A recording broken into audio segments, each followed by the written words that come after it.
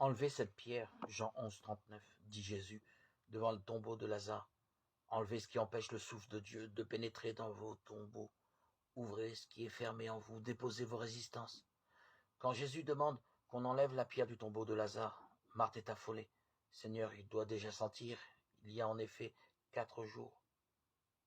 Jésus s'en moque, il est venu pour entrer là où cela ne sent pas bon, pour ouvrir ce qui est verrouillé, pour guérir ce qui est malade, pour faire revenir à la vie ce qui est mort.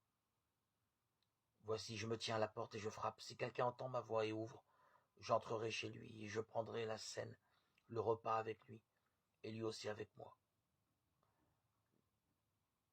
Jésus nous remplit de toute sa tendresse, de désir, de liberté. Il nous introduit d'emblée dans un mouvement intérieur.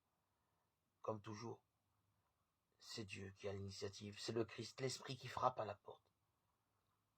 Le Christ cherche à être accueilli par l'être humain d'une façon tout à fait spéciale, pour vivre une relation de proximité inattendue, inconnue. L'Esprit cherche à entrer pour féconder, remettre en ordre, restaurer, unifier. Désirons de tout notre être la venue de l'Esprit, car nous savons, même si nous ne l'exprimons pas, qu'il y a en nous un manque, une béance, qui est, en fait, le désir de connaître Dieu, quel que soit le nom que nous lui donnons. Il y a une attirance profonde entre notre être, et l'Esprit est impatient d'entrer et de remplir sa fonction, et notre chair est assoiffée. Entendons-nous frapper à la porte de notre être? Ouvrons-nous la porte? Ou sommes-nous à la périphérie de nous-mêmes, coupés de notre source? Savons-nous que Dieu habite l'être humain, que celui-ci est ainsi le temple de l'Esprit, et qu'il peut littéralement vivre de la vie de Dieu, en être nourri, irrigué? Ephata, ouvre-toi.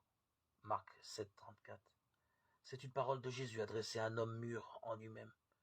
Il n'entend pas, parle difficilement, est complètement replié sur lui-même, sur son mal.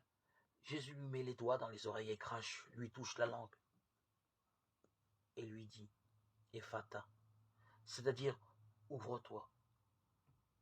Aussitôt ses oreilles s'ouvrirent, sa langue se délia. Marc 7, 34, 36.